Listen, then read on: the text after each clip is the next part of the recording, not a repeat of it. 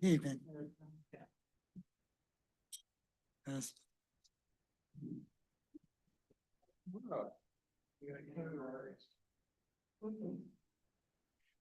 That's great. Got a few days and then we got the weekend.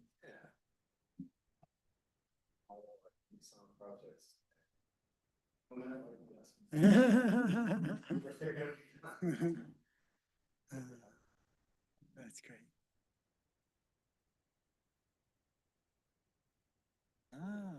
They need it today, man, 96. Really? It was 43 this morning. Yeah, I went outside and I went, oh, I need a jacket.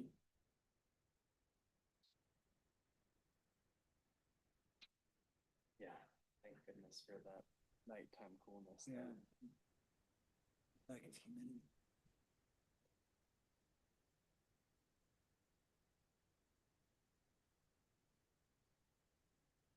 Yeah, yeah, we're very spoiled. Maybe I can get used to it.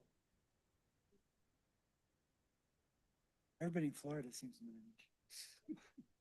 Just get AC.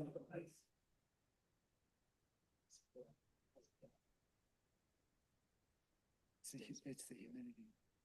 But it can get into the 90s and then it's like 90% humidity. You know, Sam? That was in winter. Lions? That was in winter.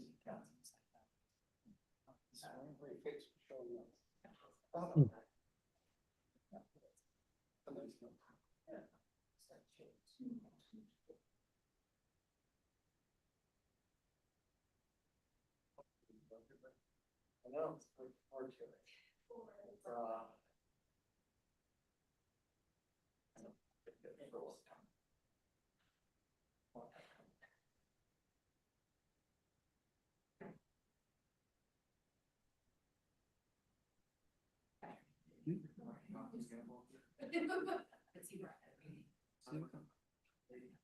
Two roots farm. Oh, yeah. Yeah, they did. They didn't find that. They found that. You guys were early. I could have found a place in the building for it. Really fast.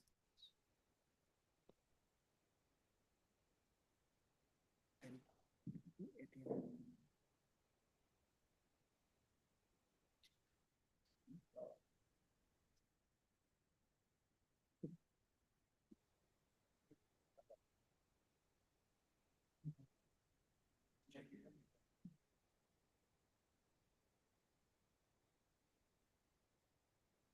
okay.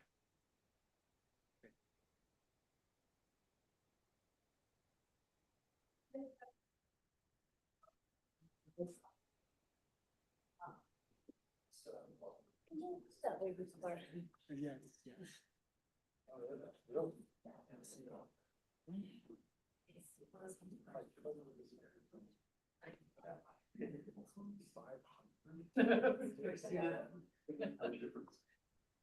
Oh, wow.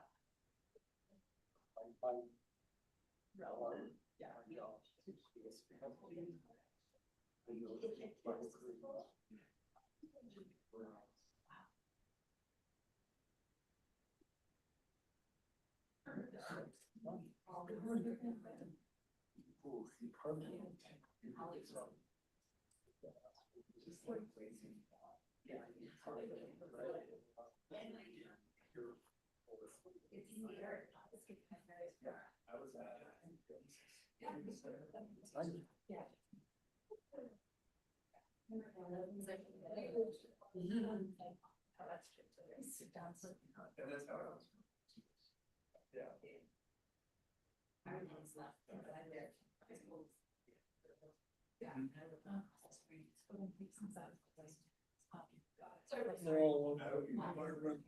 They're like to justify our existence to. We have to do that. So public arts commission, but.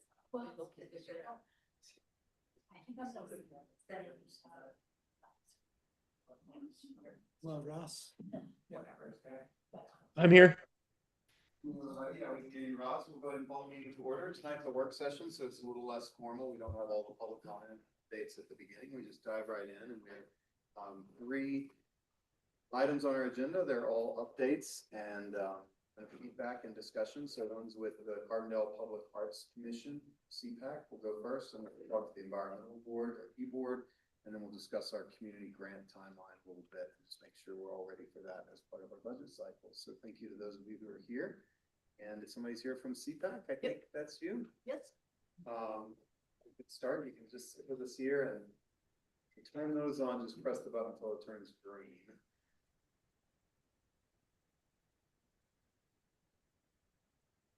There we go. Perfect. All right. We've got the memo. I really appreciate that. It's really clear, but start just introducing yourself and tell us a little bit of anything you want to highlight in the memo. And it's always a good opportunity to get feedback, or if you guys are thinking about doing something. I don't know if that's the direction that we go. Great, thank you.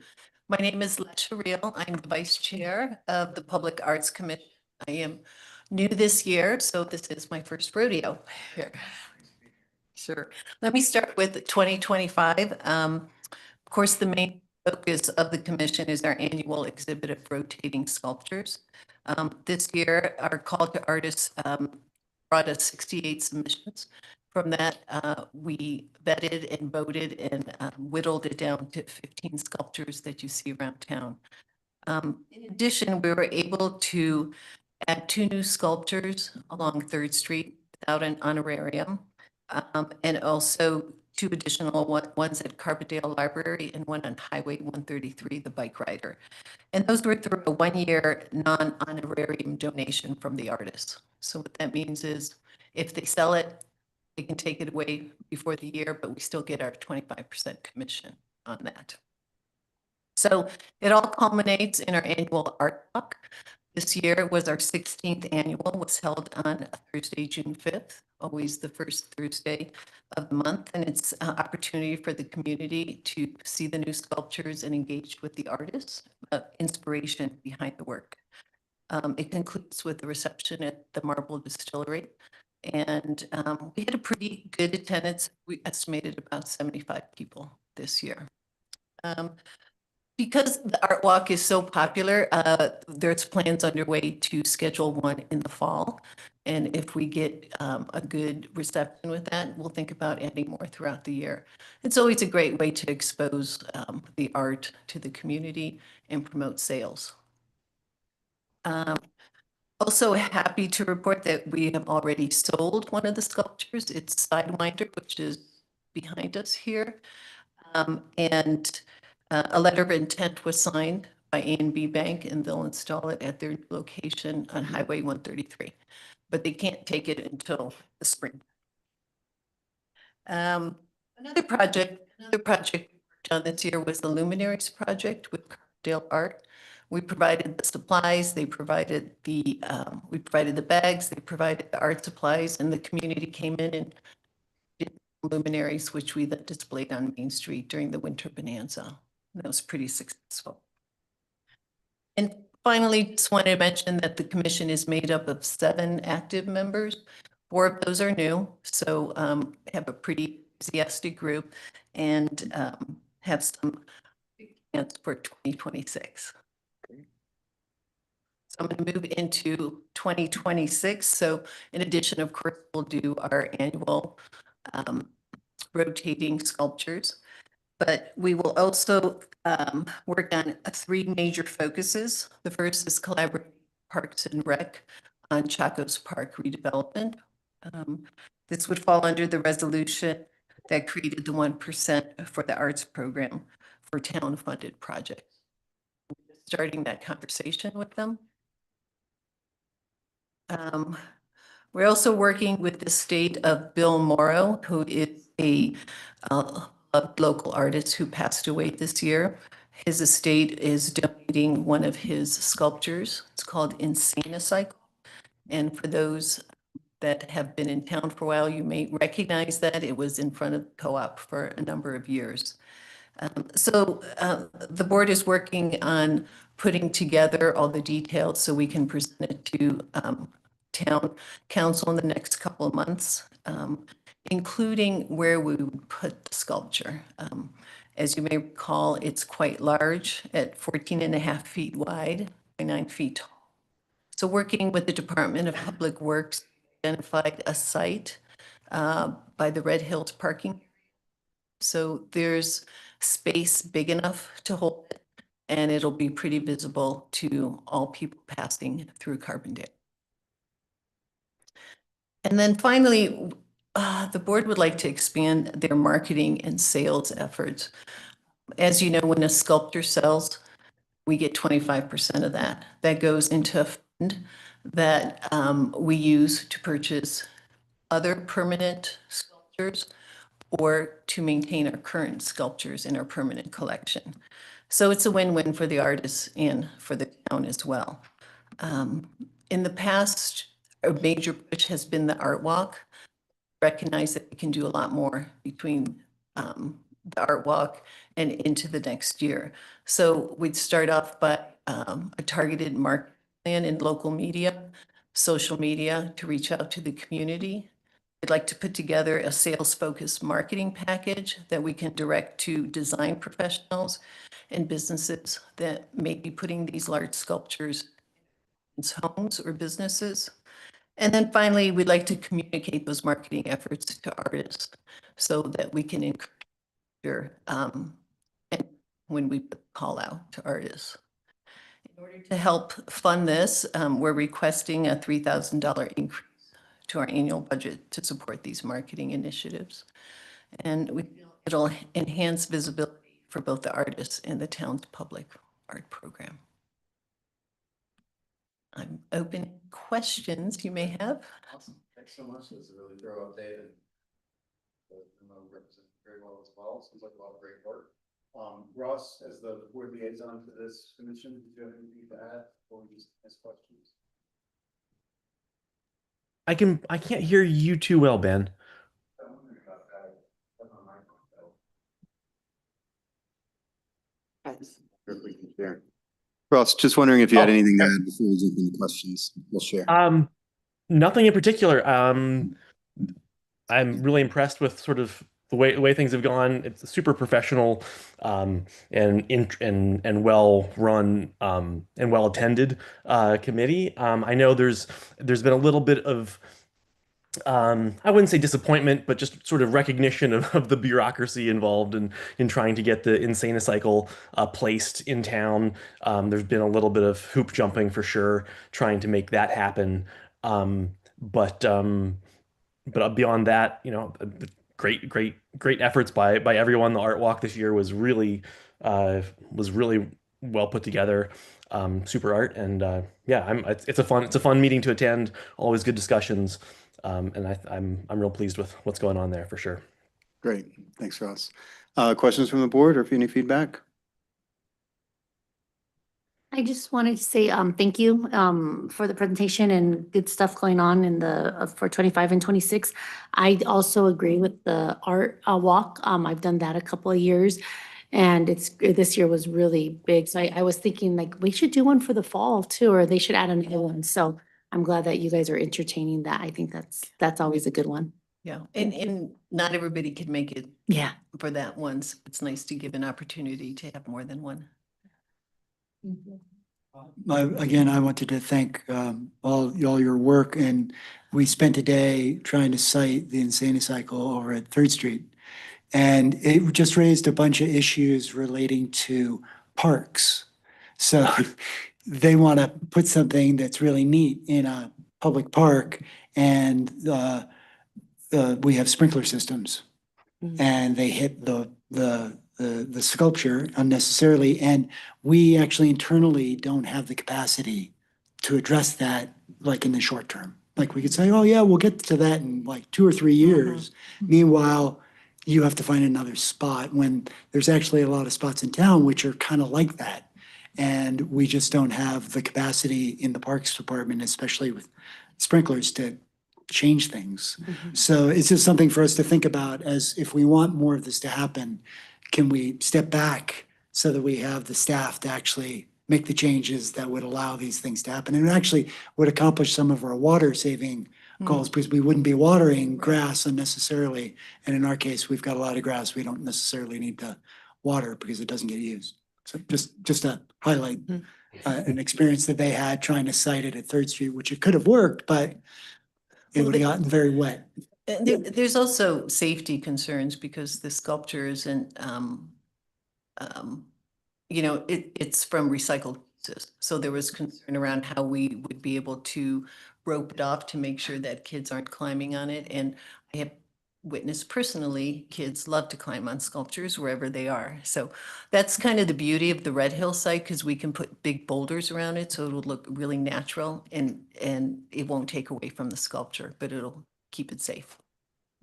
Cool. My only question is just, I think the $3,000 increase is very modest, and I think we can probably incorporate that into our budget. And I appreciate you guys making that request now before we started the budget process rather than at the last minute. So I don't see any issues there. Just in general, a couple years ago, I don't know if it's a couple, 2, 3, 4, some number of years ago, we increased the honorarium, I think fairly significantly at that time. It might have been doubling it or going up by 50% or something. Does it feel right now? Like, do you guys feel like the budget that you have and the ambitions that we have feel about right? It sounds like you got a lot of applicants, which is great.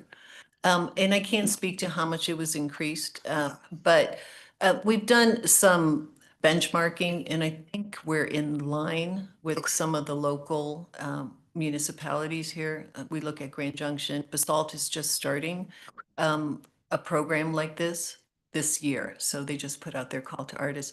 So we can keep checking in because yes, we certainly don't want to be outbid by other cities because we're not, giving artists enough to make the trip out here. I mean, we market more towards the Western region, understanding that a lot of these artists are hauling sculptures by themselves out here, and it's more cost effective if they're closer, of course. Okay, well, good. I mean, I think I would just say for the commission going forward, like, don't be shy to tell us in a year that, we're not getting the quality or the quantity of applicants that we'd like. We think that we need to increase this. Like, this is a great program, and it's a great to very know. tiny part of our budget for a really big impact on the town and very aligned to our values and our priorities around the arts and all that. So I think it's great work and appreciate that you all do it as volunteers. Great. Thank you. Anything else?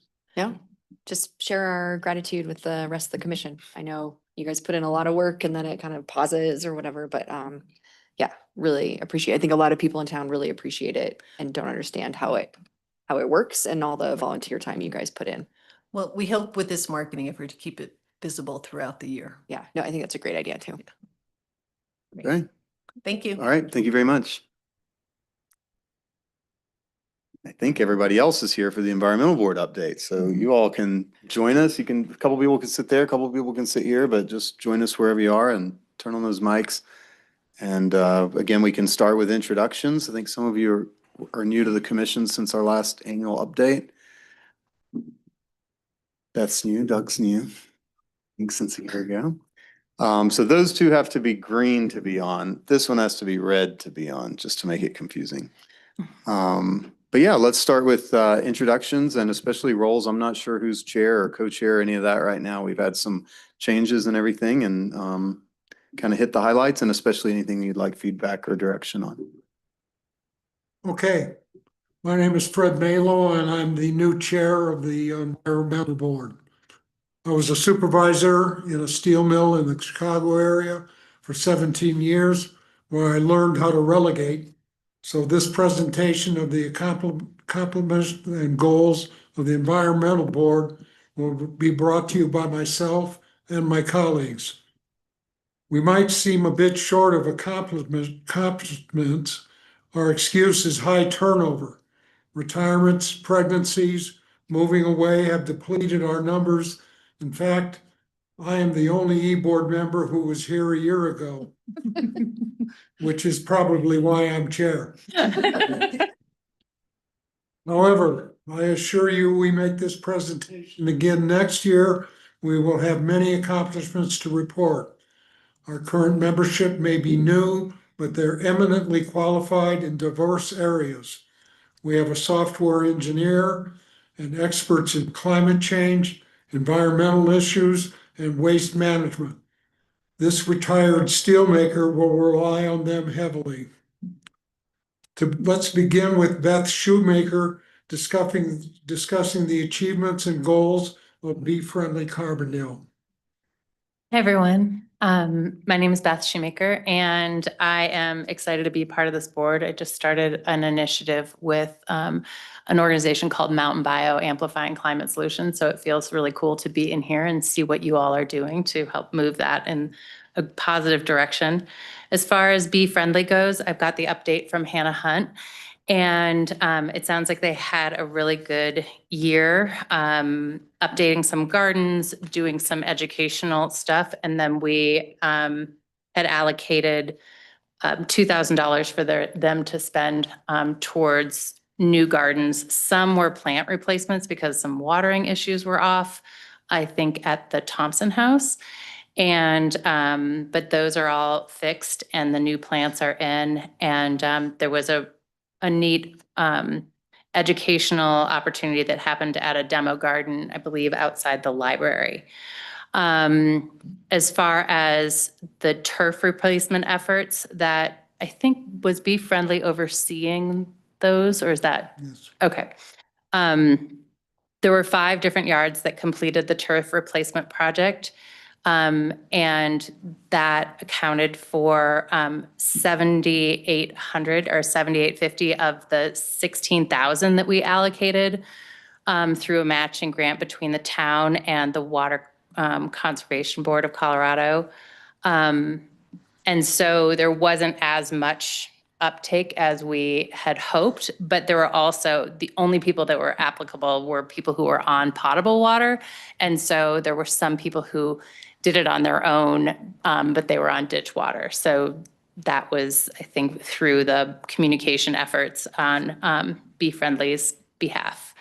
One thing that Hannah Hunt wanted me to make sure that you guys were aware of is that going forward, there are or were new state lawn requirements for new buildings that were introduced. And there's funds available to help them incorporate them into our lawn maintenance something codes. And I will submit this to you guys with the links if anybody needs that information. And that's about it on that front. Anything else I'm missing? I can think of. Okay.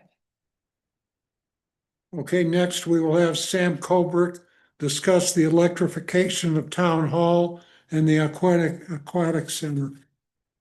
Yeah, hi, Sam Kubrick. Have only been in Carbondale for a little bit, but I spent about 4 years at National Renewable Energy Lab in Golden, working as a research scientist there, and I currently work for a clean tech nonprofit, and mostly focus on modeling the electric grid. And so I love working with data, and my ears perk up whenever I hear the opportunities to use some cool data to improve our strategy here.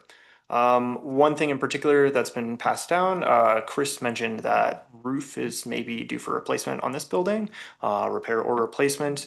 One area that I would encourage us to look at here is making the roof either solar ready or just installing additional solar at the time. There currently is a small PV system. From what I can see, I'm not sure quite how big it is.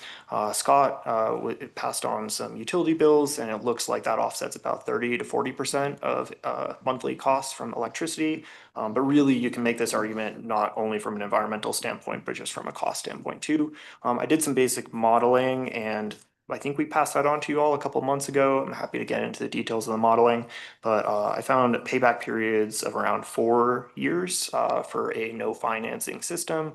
These have lifetimes of about 20 years, so then your next 16 years are essentially free electricity after that. XL Energy, which I believe this building is on XL, everything south of the Rio Grande, is looking at closing or restructuring their net metering caps in the next few years, so there's a good opportunity to get into it now.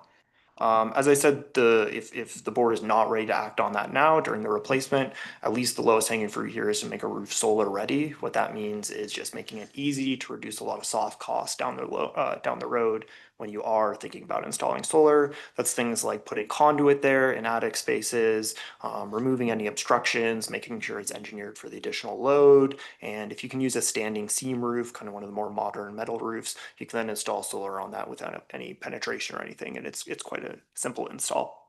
Altogether, that can reduce down the road costs like 30 to 35% on an install.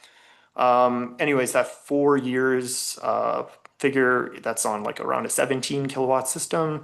And I modeled that previous to the federal ITC investment tax credit being repealed. I believe, I ran some numbers quickly today, it should be about 7 years. I believe that ITC is still applicable if construction starts before the end of the year.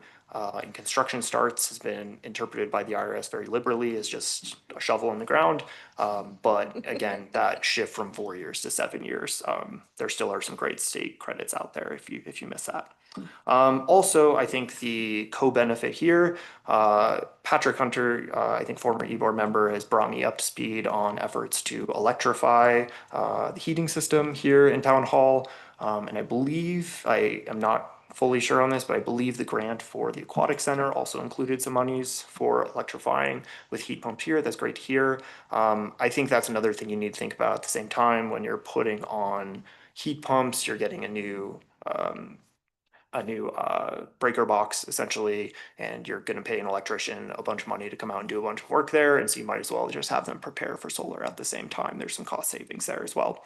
I think we're here just to, again, support the push forward electrification. It's great to hear that there might be money there, or there is money there. I'm not sure of that whole budget situation, but that was recommended in the 2006 VCAPS report and then reiterated in the 2017 VCAPS report. So 20 years later seems like a good time to do it. Yeah, happy to answer more technical questions, but yeah. Great. Yeah, exactly. Any questions? No, that was awesome. Let's do it. Okay, and now Beth Shoemaker again. We'll talk about waste management, recycling, composting, and the use of the bag fee funds. Doug Goldsmith was going to discuss this issue, but he decided it would be a conflict of interest since he is in the waste management business. So Beth? But we were relying on his expertise and insights into these things. So with the bag fee fund, as you all probably know, there's about $80,000 in that fund. And we are recommending that we ramp up the use of it in 2026 to onboard some initiatives around composting and kind of polish up our initiatives around recycling. So we would like to spend a good portion of it, maybe possibly between $20,000 and $25,000. Future spending after that would target hopefully between $8,000 and $10,000 in order to keep the principal where it is and not deplete that further. In 2026, what we would like to focus on is initially a public awareness campaign, about $2,000 spent on PSAs on KD&K and ads in the Soper Sun to reinforce the importance of recycling and composting and some of the essentials correlated with that that we feel like aren't being driven home in our community as well as they could be. Secondly, we'd like to subsidize composting for single family and restaurants who aren't currently composting for a 6-month period at a 50% discount. We spoke with one of the organizations or the main organization that does composting, and she, Alyssa Rendell of Evergreen Zero Waste, recommended that whoever takes this on as the contractor, and she's the only one right now, so it would most likely be her, that the 6-month period is important because it's an educational time period to get everybody up to speed so that people are doing it right and they're doing it well and they're not creating problems for bears or for the whole process and contaminating things. Secondly, the third issue we'd like to spend money on is to create a pilot program to offer 1 year free composting for multifamily dwellings. And that would entail supplying them with bear enclosures and education. And then we could potentially renew that contract or that offer annually, depending on funds available. But we figured that that was a really good way to target some high-use areas without a lot of extra expense on the part of the person picking up the compost.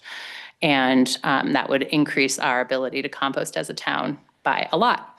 And finally, Alyssa Rendell also was interested in creating a training video for people who were producing events, especially in the town of Carbondale, but it could be distributed at a much wider level of if you want to do zero waste events, this is how you do it. And we would like to put some of those funds towards her efforts once we kind of assess what that project looks like a little bit more. So those are the three things that we would like to do with, or the four things that we would like to do with that bag fee funding, and really focus on 2026 as being this ramp up to let's feed that money back into the community as a way to reduce waste. Great. Thank you. Doug Goldsmith, I'm the sales manager for Mountain Waste Recycling. We do the trash recycling for your services. One of the things she was talking about is the multifamily units, 7 or more. These are people who are not part of the current municipal contract. So we're trying to capture those folks, and with one can, you can be doing 4, 6, 8, or 10 houses exposed to compost collection. And we thought that was a high use of money for a little bit of funds to impact lots of people. Great, thanks. Any other updates? I just want to kind of hold all of our questions because there's a lot of topics here that I think we'll want to talk about. Well, there's gonna be more because I'm gonna wrap up with just some bullet points of other things we were planning to do. Great. We plan to continue working with Gwen Garcelin on her VCAPS report, which I'm sure you guys are familiar with. You may have noticed no idling signs at the drive-up windows in many of the town's bank. We'd like to include the post office in that. Kat Hardy did a wonderful job of coordinating this year's Dandelion Day, and we're looking for a repeat. We'd like to work with Eric Bremlinger on weed management without herbicides, perhaps using goats.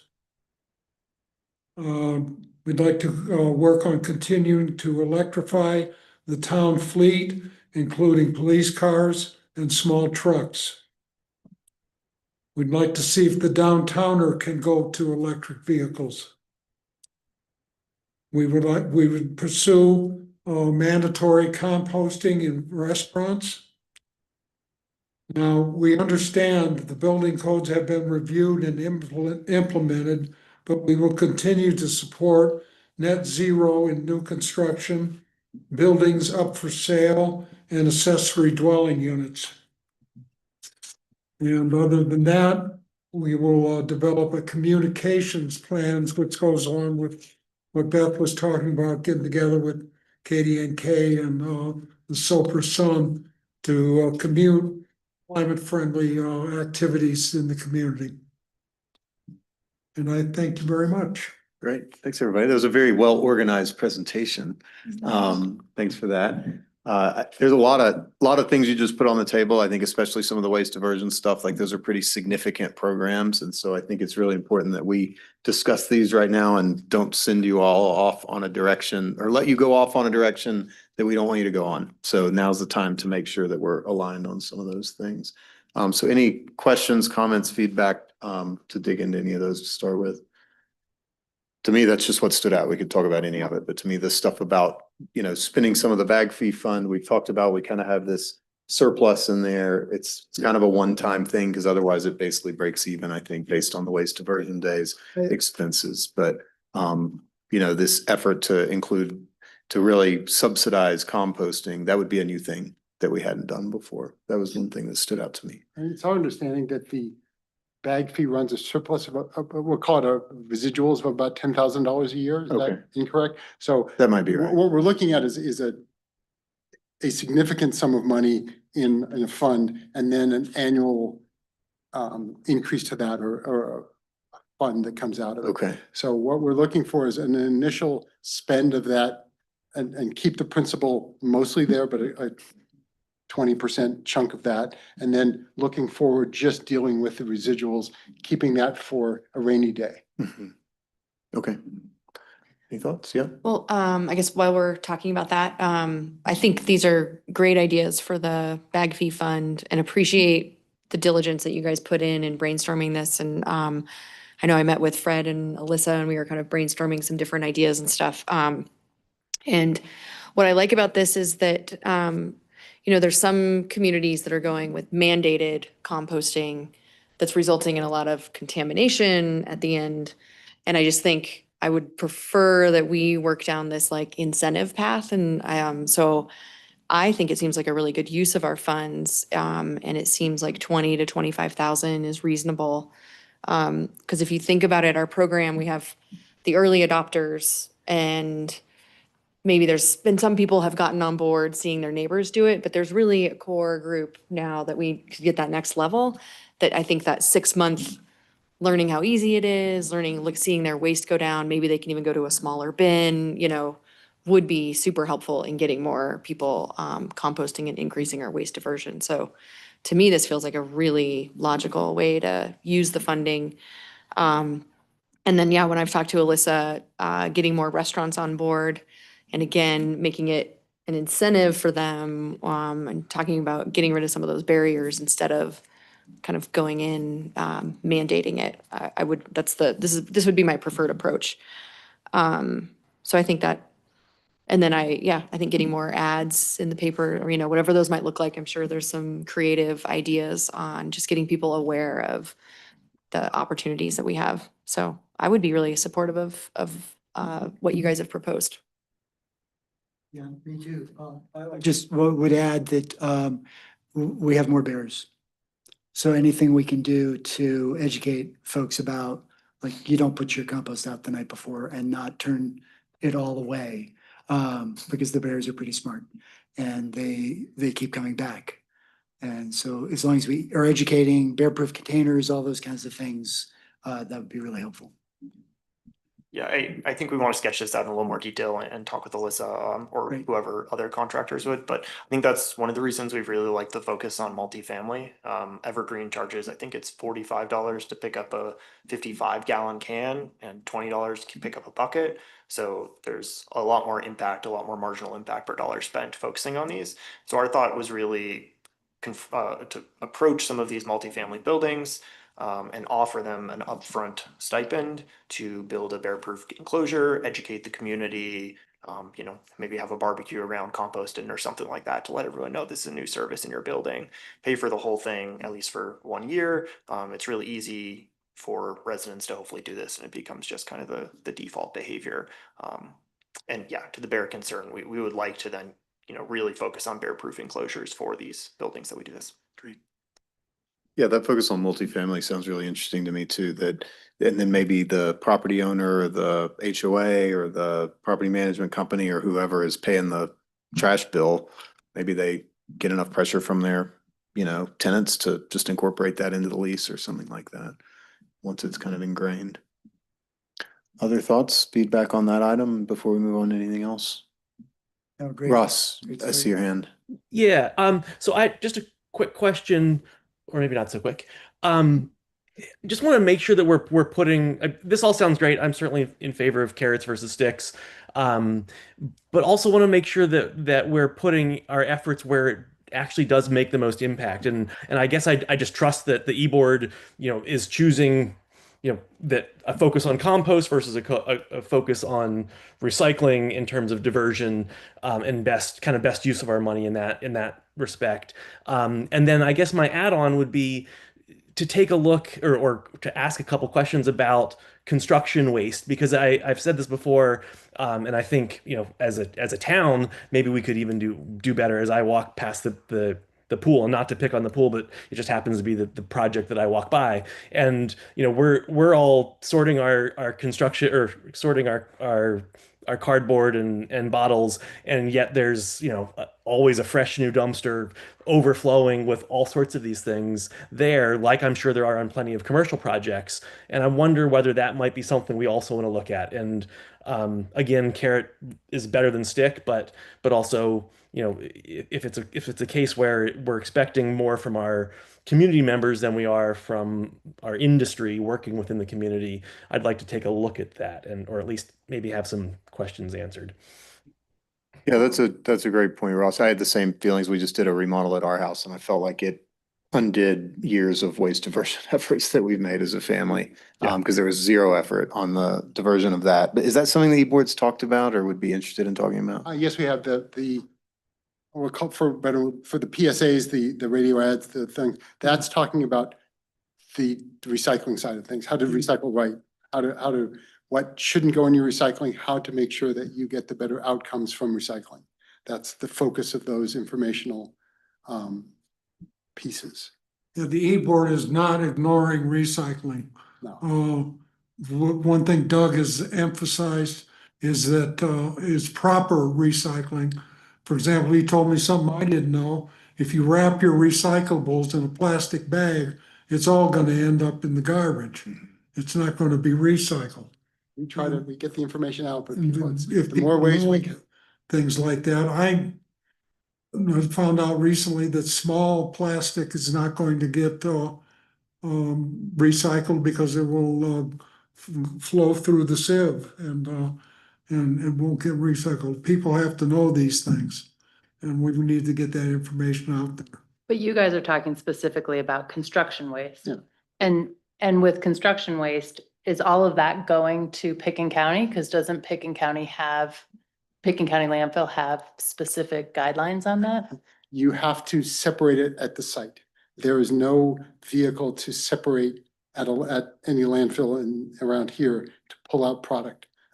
There's the financial incentive of, it's about half the cost of the tonnage, the disposal rate, and all of the folks who do roll off in the town have the conversation with the customer that says, if you mix it all together, it is $255 a ton. If you separate the things that can be recycled out of it, it's $130 a ton, $120 a ton. It becomes a math problem for the customer. Do I have enough to, if it's just one can, it's going to all go in there because of the cost to get it from here to there. So that's, okay. They are all informed of this. It's up to them to do it. And the town of Carbondale, Let's make sure you're on, so Ross. the town of Carbondale construction sites don't require any sort of recycling. Not currently. The Green Halo program, which is currently only in Picken County. Aspen's looking at it. They're not quite sure. I would look at to see how their results are the challenge becomes room. Mhm. Do you have enough room on your construction site for 2 big dumpsters or Or 3 piles? yeah. So that's the challenge. If somebody's doing something in downtown Carbondale, they're going to be challenged. So my experience with that is that you have to do it at the dump, Yeah, the dump does not do it. because if you can't stage it at your construction site, like our Picken County projects, we have to take it all to the dump and then sort it, because there's not enough staging room on your site to sort it at the site, and we don't have 4 dump trailers, so either you're taking mixed loads, or you've got a pile of trash that you're sorting at your site. So, and the town of Carbondale doesn't require anything. It sounds like you guys have some momentum behind your current goals around composting and incentivizing that, which, by the way, when we first implemented the single hauler, we discussed implementing composting as just you pay for one thing and you get all 3, and we didn't. So I think this is aligned with our past efforts, but I agree with Ross that the construction waste would be something to look into maybe the next year. And it sounds like it's complex. We can't just take Aspen's system and adopt it. It might be based on the size of your site or your permit or your build. Take what they're learning Yeah. at Picken County, Yeah. because this is the first year that Picken County has had this program. Okay. And 3rd year. well, I don't think, we have not been forced to do it yet, so until this year. So this is the first year that contractors are required to Mm. sign up for this Green Halo program and be registered and track everything. And Okay. you have to put a deposit down and you get that money back if you follow the rules. And so I think it would be interesting to see what happens with Yeah. picking counties. That's great. The other thing is that a lot of Carbondale construction sites don't take the trash to Picken County. They take it to South Canyon. The rates are cheaper, it's closer, you don't have to deal with Up Valley. So I know that we can't rely on Picken County enforcing that for Carbondale projects. Okay, but good one to note. Sure. Thanks, Ross, for bringing that up. I think that, it's like you start with the most kind of simple stuff. We've at least got curbside recycling for everybody now, and we'll venture into compost, and it sounds like the construction and demolition waste is one of the more complex problems to solve. Okay, so it sounds like you have the board's support to move forward and probably bring us back some detail. That's probably how that would work on the incentivizing the composting and focusing on multifamily and how much that's really going to cost and all that. Any other topics that you guys brought up that you particularly wanted input on, or anything anybody heard that you wanted to specifically give input on? Well, I just wanted to follow up on the roof project for Town Hall. And if we could explore solar ready or whatever, I know we're looking at heat pumps. So if we're all going to be doing this at the same time, what's the marginal cost? It'd be just great to know what potentially we could take advantage of. Yeah, absolutely. Happy to assist there. And I think interacting with staff would probably be a good next step there. Great, thanks.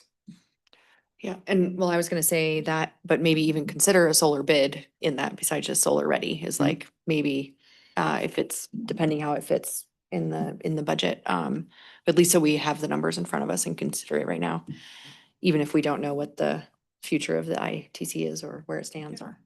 But one project I didn't mention that has been also discussed, I think Chris mentioned the police department was interested in some covering for their vehicles, especially in winter. And that's also another opportunity for a solar canopy. Those are pretty cheap and modular and easy to install. And additionally, that would just be something to think about when putting in a breaker box to make sure you have room for it there. Great, thanks. Yeah, I mean, well, go ahead, Jess. I also wanted to mention that if we're talking about solar ready or solar on the building, we should talk about, and we're looking at electrical systems and services to the building. We're talking about chargers out there. We should be thinking about prepping for battery storage. Like at some point that may become something we want to look into. And if we have already done the rough in for battery storage, it's a really easy thing to do later. So I think that when we're talking to the electricians about adding these chargers out there and putting solar on the roofs, it's a really easy thing for us to do now. And it's much harder to do later. Yeah. Yeah, and just as far as the fleet electrification, we're all in agreement on that. It was actually in our budget this year, I believe up to like $900,000. It was a really big number to add the charging infrastructure and start to convert the police fleet. And then the model that we were, police, there's only a few models that you can get that are police vehicle kind of retrofit ready. And those were unavailable. And so I think we're changing models, and I'm sure Ryan's still just getting up to speed on that. But we actually have it in this year's budget to start in a very big way, not just like one car electrifying our fleet. So I would just say out of all the years of working with the environmental board, Fred, you started off saying we don't have a lot of accomplishments, but I think you should feel really good about where you are. Having a lot of turnover and new members and a fresh bunch of perspectives on things, I don't think is a bad thing. There are moments I think where the e-board has felt kind of antagonistic with this board and like pushing us and saying we're not doing enough and all that. And sometimes that's your role, is to advocate and push us. And so sometimes we've had to sort of defend and show the e-board, well, here's all the things that we're doing. And tonight just feels actually more collaborative. And I just hope that we can continue this kind of working together. I think we all have shared values on these things. And so you don't have to convince us of the problems or anything like that. But we like to take a problem like or a challenge or a circumstance, like Erica pointed out, we've got all this money in the bag fee fund, and based on our annual expenditures, we're never going to spend it down.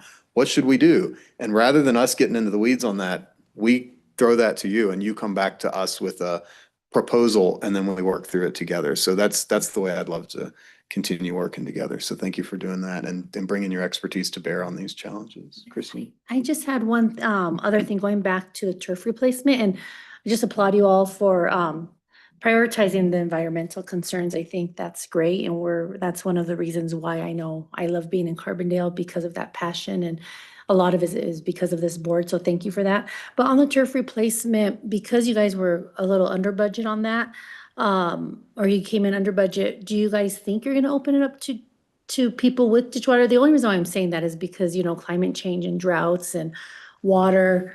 And I feel like it's the ditch people who probably use more water because they have easier access to it. And I just feel like, why not open it up to them? Just because, again, drought is a real thing. I think that was, and I'll check with Hannah Hunt on this because she's the expert, but I think that it was required by Colorado, like the Conservation Board, that's how it was used, or it was required by the town that's how it was used, because it's town water that you guys are trying to conserve. And so if it's ditch water, that's not really as much under your jurisdiction, but I'm not positive on that. That's what I suspect. I think you're right. I think it was our, because we had to provide the 8,000 matching fund from our wastewater treatment plant or our water treatment budget. And so decided that we would make it, because we thought it was gonna get overrun with applicants. So it was like one way to narrow it down is prioritize or just make it available to folks that use potable water. So I think that was our restriction. Yeah. But maybe we look at it, just because I think turf replacement is ideal, just because droughts are real. Yeah, and it's just a values thing that if you guys are into supporting that, I will definitely pass that on to Hannah Hunt. And then what I couldn't quite understand, because I'm new to the board, and the finances of this didn't make sense to me, but I kept trying to get her to tell me what we were gonna, like, what did she want to do with that extra, those extra funds? And she said, and maybe Scott can answer this question, but that it's actually the water district's money and they can spend it on conservation in other ways. So That's probably right. I mean, I think as Erica said, that match for the state grant is coming out of our water fund, yeah, which is under our jurisdiction. I mean, we control our own water fund, but yeah, if it's not spent there, it'll be spent on something else. And as far as moving into ditch water, I would just really want to get Scott Winning's opinion on that, because when you talk to Scott and Kevin, they really do focus on, like, if we're going to have watering restrictions or anything like that, it's the treated water that we have to focus on. So as much as we'd like to see the ditch not used as much and that water being left in the river, those are the things that we've had these discussions where it doesn't quite work that way. But I think we would all agree, we'd love to see more conservation across the board. But with limited funds, I would personally stay focused on the treated water, but I'd want Scott's opinion if we're gonna change that. okay. And I know Hannah wants, I didn't say this, but, and I don't know how our budgeting works, but we would definitely, she would love continued funds for expanding the bee-friendly gardens. And they're happy to oversee the management of the turf replacement if that's where we continue to find funds and want to support that. And then the other thing was to do funding for continued funding for Dandelion Days. So those are, I think, the bag fee stuff, and those two things, which are relatively small. One big one and two relatively small ones. Can you give us an update? And I know you're all new but maybe even Chris, as the liaison to this board, like, how is Dandelion Day run these days? So you mentioned that Kat ran it, so we pay her because there were a few years where at first it was an all volunteer effort by the E-board. Then the E-board started paying somebody to do it, but not enough to really do it. And then I think we increased that. But does it feel like we've landed on the right, like, management approach where we basically pay somebody and they run it? Does anybody know? If you don't know, that's okay. Yeah, I think it's being run great. Okay. Natalie Ray Fuller was before Kat, and she did an excellent job. Right. There has to be somebody in charge, I think. So does the E-board have a direct role with Dandelion Day now or not? I think it was Doug and I's first meeting where some of these details were being ironed out, so very little context here. But I believe Hannah Hunt was at least directing some of the, like, programming that was presented on the the stage there, as well as some of like the messaging throughout. But as far as actual logistics, I don't think there's much role. Okay. Chris, anything to add there on how we're doing it? It's at least my opinion that the Dandelion Day ultimately still belongs to the e-board. It's Yeah. like their event, but Kat has been managing it. And so there is maybe some question there. I know that Potato Day and Dandelion Day are being kind of positioned as somewhat of having more of a fundraiser aspect to them around agricultural support and stuff like that. So, and I don't know. I think she's been really good with sponsorships and stuff like that. So I think there's probably a lot more money coming from sponsorships than the town at this point. Great. At least for Dandelion Day. I don't know what Potato Day story is, a little bit different there, but so yeah, it's kind of in her court for the moment, but obviously, you know, I think it's good for the e-board to stay in the background because, you know, people move to New Zealand or whatever. And so They do it indeed. can't just be one person's Right. there. But maybe on that note, we should, since besides Fred, we're all new, and maybe she could come give us a report so that we can make sure that we're keeping tabs on it. Because in the budget that Hannah Hunt had, it was like $2,500. So I don't know. That doesn't sound like Yeah. a very big pot of funds If it's there to that- put on a community event. If it's that self-sustaining, you've done a great job. But kind of like I just said to CPAC before, don't be afraid to tell us like, hey, to really run this well, we need to increase that budget. That's such a small line item in our budget that we'd be able to find that. Yes. And I think it is great that we've got somebody who's willing to run it and get all those additional contributions that Chris mentioned, and for the environmental board to still make it's your event. You're just basically contracting with somebody to run the show. I think this is a new board, but nobody here is unafraid to ask. Yeah. Okay.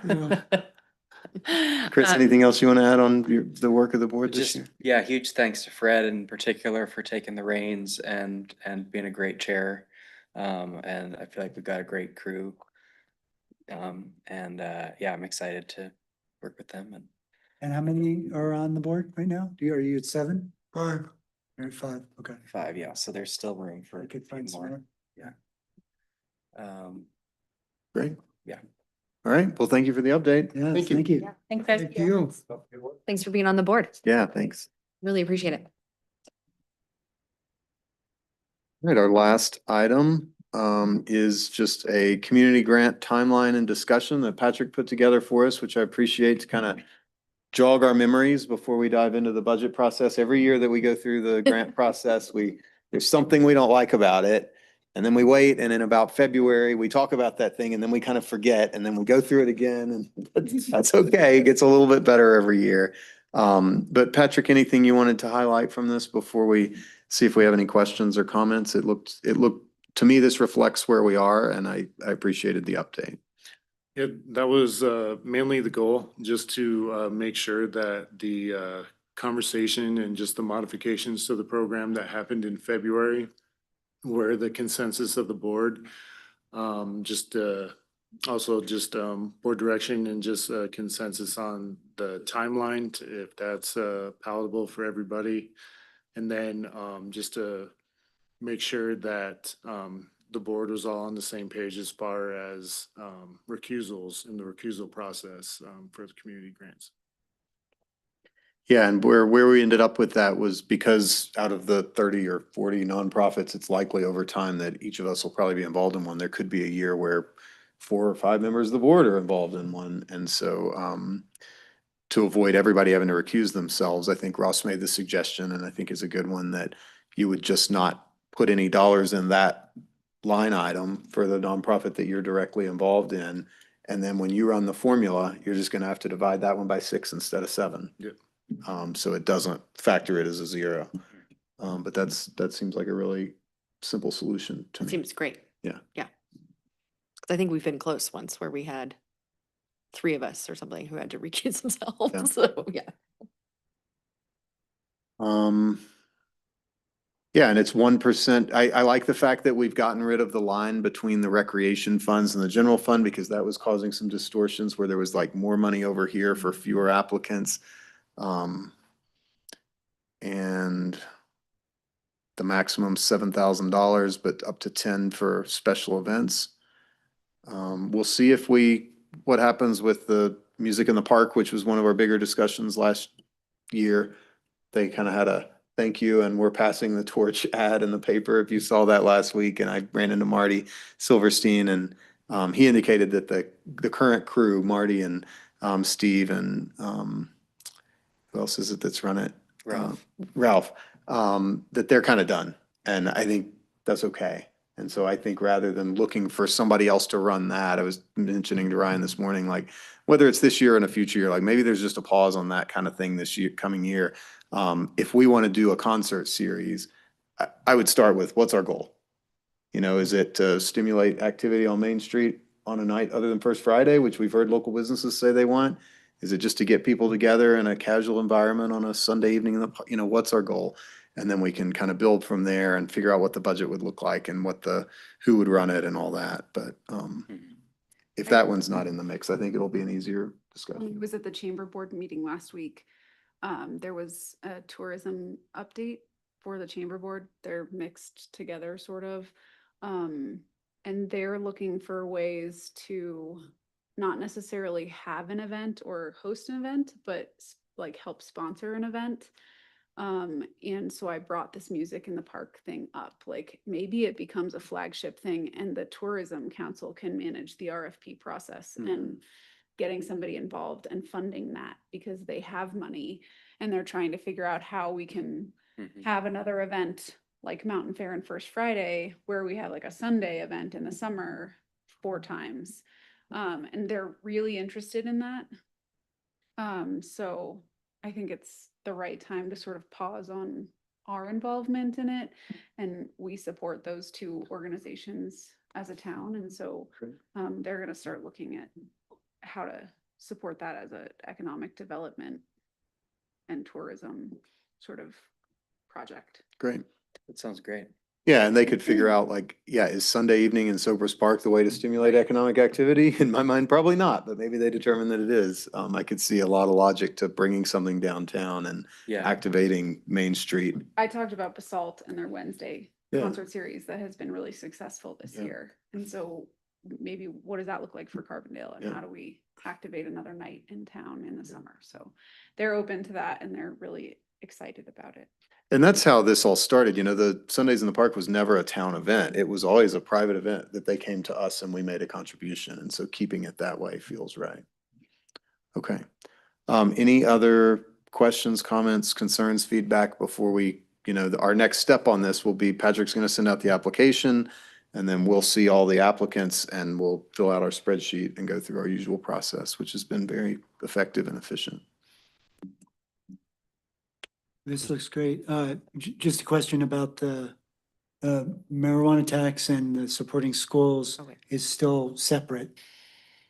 And we'll get we'll get recommendations from that group about how that money goes out.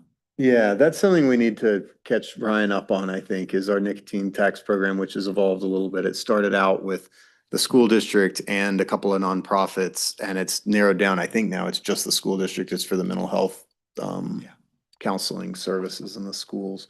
And that is changing too, going forward. A lot of state grants and other things are running out. And so that program of the mental health counselors is sort of shrinking. So that'd just be one. Yeah, that is separate from this, but one for us to catch up on. Okay. I think the only thing that brings up is just making sure, well, I guess Stepping Stones has reached out and asked if there would be funding available again from the tobacco tax, or if they should just go through the community grant process. And so maybe we should, or I guess we should just decide, like, do we direct them to the community grant process so they don't miss out on that for now? And then say we're gonna have another follow-up discussion on the tobacco tax funding, check in on what we have, what's in there, and then what we do with it. I'm asking. The history is kind of, they were in the community grants forever, right? And then there was a time when we started collecting that extra tobacco tax that then they, what was it, maybe 2 years that they got Youth Zone, Stepping Stones and Youth Entity or something? And the Family Resource Center, yeah. Now it's effectively just counseling in this. Mm. So. Right. Did those organizations, none of them applied last year? They got money last year. Right, and like Youth Zone jumped in last minute. So this is a really good point, that we need to let them know if they should apply for this or not. And Right. so I can work with Ryan and maybe Erica on clarifying all that. I think a first step would probably be, Ryan, for you to meet with our superintendent, Anna Cole. She directed that before she was superintendent and is very familiar and is still overseeing a lot of the mental health work. So she'll be able to tell you whether those groups would be included in that or not from her perspective. And then we could always decide something different. Yeah, because I felt like we had an amount we allocated to the schools and then there was an extra amount for something else, but I don't know if It was we. just, we had commitments to Yeah. the schools and then some of the nonprofits got some small amount, substantial. 20. It 10, was more than they 50,000. could get from this. And that's Exactly. why we told them, Yeah. like, you want Yeah. the tobacco You- tax funding. Yeah, you want to stay in your, Because it where was you like are. 10 or 20,000 Yeah. for It each. was of a them. bigger Yeah, pot of money with fewer yeah, people in it. absolutely. Or groups in it. It does feel like probably whiplash to the nonprofit to go from Right. Yeah. 5 to 35, zero. Yeah. You know what that feels like. Yeah. All of them do too. Um, Okay, so we'll just have to make sure we resolve that, and before the grant period starts, which is really soon, we have an answer for those groups specifically. August 11th, but that can't be right. Yeah, No, so It's live. it is live, yeah. Okay, because the application's already out. so through October 13th though, so we have some time. I'd say by September, we should have mid-September, so that they have a month. And there's the 21st on there as a press release or something, right? Yeah. Yes, Is that just kind of following this discussion in case we made changes? right, exactly. and maybe, so maybe we have the group tobacco discussion too sometime in September as well, so that we can provide that clarity, but we can do some digging ahead of time. Okay. Okay, thank you, Patrick, for bringing this to us before it's too late. If other things come up and we say we want to revise it again, I think that's okay. It's kind of continuous improvement. Ross, did you have something? I can't remember if you had. Just a quick thank you to Patrick and you guys for acknowledging my concerns last year about making sure there was a way for all of us non-profiteers to still vote on everything else. So I look forward to a long night of putting money in different spreadsheet cells. This will be my first time. Yeah, thanks Ross for working on that and coming up with a good solution, I feel like. Okay. If there's nothing else on that, Colin asked if we could just have a quick discussion about the detour, how that's going at the staff level, what you're hearing, what other trustees I think are hearing. I've been pleasantly surprised, like if there's always a couple of loud voices on something like this, but as Kevin said, if 15,000 people go through there every day and you hear from 3 of them, that's actually a really good sign. So, yeah, how's it going? Any Yeah. adjustments that have been made? You bet. I'll just pass around a picture. If you squint, you can kind of start to visualize what it's going to look like with the cuts that have gone out there in the last, I guess, 36 hours. So I know the mayor and probably many of you have done what I've done, which is you kind of observe. I've biked around it a few times.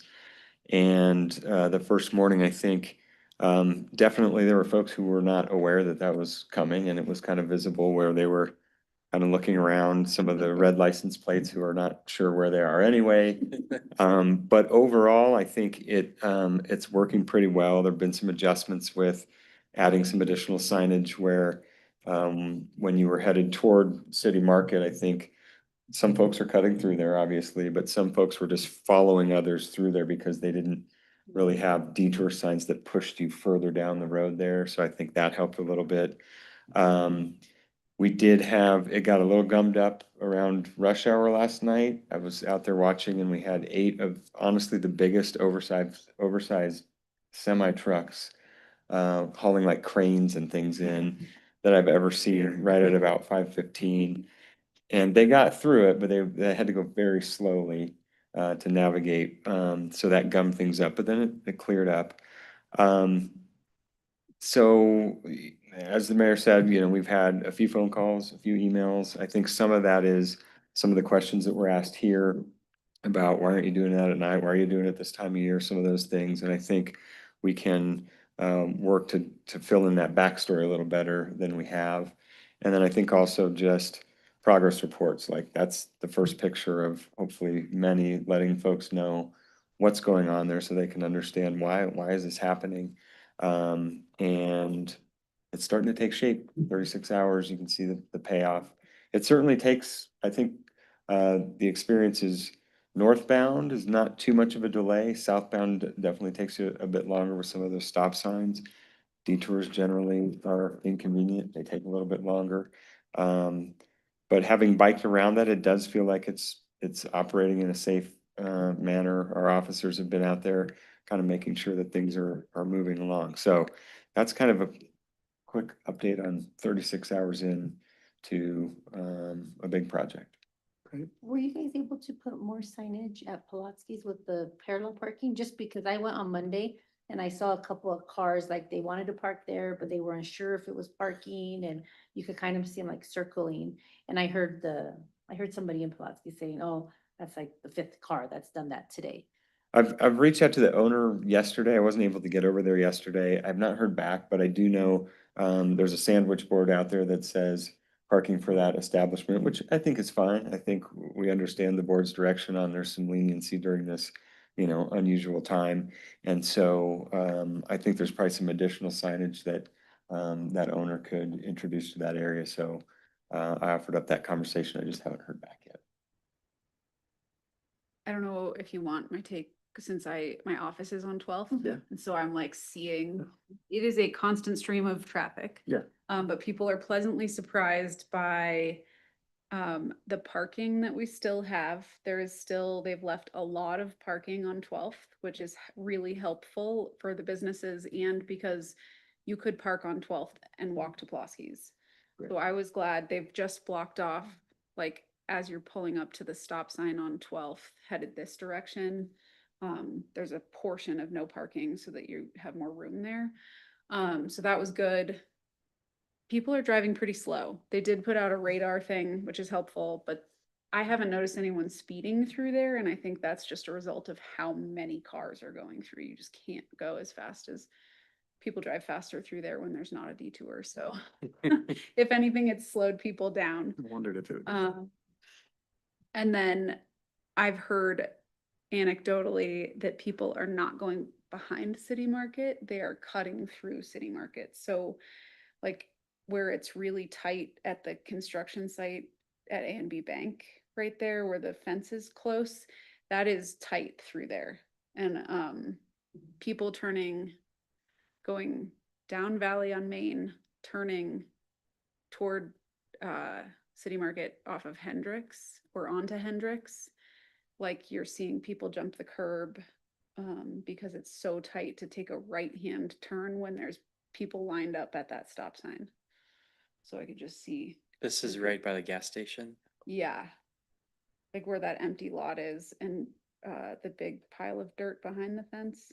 Mm-hmm. That whole intersection right there is tight. I could also see us needing to remove the tactical urbanism right at Ace, where the bike lanes are, because that is all getting really tight with all of the traffic that's going through there. So there's just a small portion of bike lane things in the road that are gonna get hammered, I think. We did have that 4-way stop. That's been amazing. Yeah, I agree. Like, we Like, need to that make in place, one. I think that should be there for. I'll be curious if one or both of those gets left in place, because we approved it when we approved the lumberyard. It says in there Yeah. that, Public Works Director can make the call to add a stop sign at Hendrick and Main at any point. So it may be a positive outcome of this. I mean, it's an expensive 4-way stop sign, having to put a crossing in first to get that. But I really think that we need those. People go way fast on West Main. Yeah. And coming out at that where the box is impossible to see. So now someone's stopping. Yeah. And it makes it easier to take turns. So I just wanted to thank Kevin in particular and his staff. What a quick turnaround. Amazing. And I totally get the people who are frustrated with us that we didn't give people enough time and everything. And they're right, we didn't. And I acknowledge that. And if we could have done a better job, we would have. And this happened so quickly. But it's such an amazing opportunity for us to get this in now instead of waiting like another 8 months. We'd be doing this in May. So, if lucky. So really appreciate people's patience with this. Hopefully it goes quicker than we expect. But the result I think is going to be phenomenal. And I'm really glad that we're able to get it done this year instead of having to wait. So really appreciate everybody's patience. Go slow. It does raise some questions about bike infrastructure and getting around, like getting to Plotsky's by bike. There's that weird turn and it's like ADA accessible, but it's not bicycle accessible. And then there's not enough bike parking and you're like, ah. So I think a lot of good is going to come out of this. And thanks for all the staff's efforts to make this happen. Yeah, I Also- just want to shout out to Public Works, 'cause Yeah. they're out there, like watching it. Yeah. And I think I mentioned to a bunch of you guys that if we can have a party to celebrate, maybe we have it at Plotsky's. Yeah, I think it's a great idea. Really, and like all of us to make the effort to go in there and, tell them I'm on the board and know that you guys are having a hard time and here we are. The Show chamber up. is gonna reach out to Ploskey's too, to like sort of see how they can help them. Yeah, Andrea's already handing out gift cards to people. Yeah, so she said she was thinking about going in there and buying a bunch of gift cards to give out to people to get traffic over there, so. Great. Chamber working well. Good. I forgot to mention, Kevin, and it may have already happened. Sometimes I hear it and then I don't even see if it's already happened, but some more variable message signs, just coming into those zones about local businesses being open and just doing what we can to share that message. Great. We should do that. Somebody who was in the meeting last week, they did ask me if there was a follow-up on the saving with the estimate, with the saving budget money, if we ended up using an incentive to get them to do the work quicker. And I don't know if Kevin's made any Okay. headway on that, but that is something, I know he took that board direction that he had that leeway if that was possible. So I don't know if the contractor's able to do that, but I know that he's looking at that conversation with them. Great. That was my question. Anything else on that topic? No, thank you. Okay, yeah, I think it's well underway. It was impressive to me to look down there and see like the big cuts and everything. We got an email where somebody looked over and said, they're not even doing anything. Yes, they are, actually. And I think if anything with the messaging on kind of the why of the timing, maybe that's a social media thing or something like that, because that way people can reshare it. It makes a lot of sense when you understand that the board pushed staff to do this year. He immediately got design, engineering, permitting, contracting, procurement, and then the asphalt batch plants close in 6 weeks or whatever. So it's like this is literally the only moment, as Colin said, or you're waiting until May. So I think once people understand that, they kind of go, oh, okay, that makes sense. I did see that the school board did put an announcement out, so that helps. I know we have a big board of trustee meeting in Carbondale next week for CMC. So I let the president know, like, hey, if you're gonna be in Carbondale. So I think the more we Yeah. just put it out there, especially because it's so easy to, because you guys already have put that map. I think that's what the school district used. And I don't know, I just think the more you share it, Yeah. it makes it easier for everybody. I think we may see some more pushback or feedback from the community once school starts tomorrow and Yeah. Thursday, When does Ross just start? the same time. Oh. So, cause I think I noticed that the traffic in town is at like 8 and 5 or 8 and 4 is a lot heavier during the school year. Yeah. And so I think we may see some more slowdowns and we just need to keep that in mind. Yeah.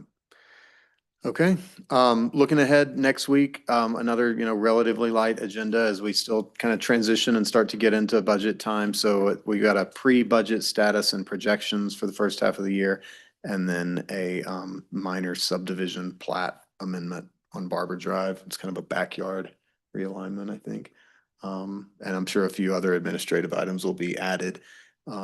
I told Brian, and I think a lot of you have, how much we've appreciated his updates, just the follow-up on we heard a public comment.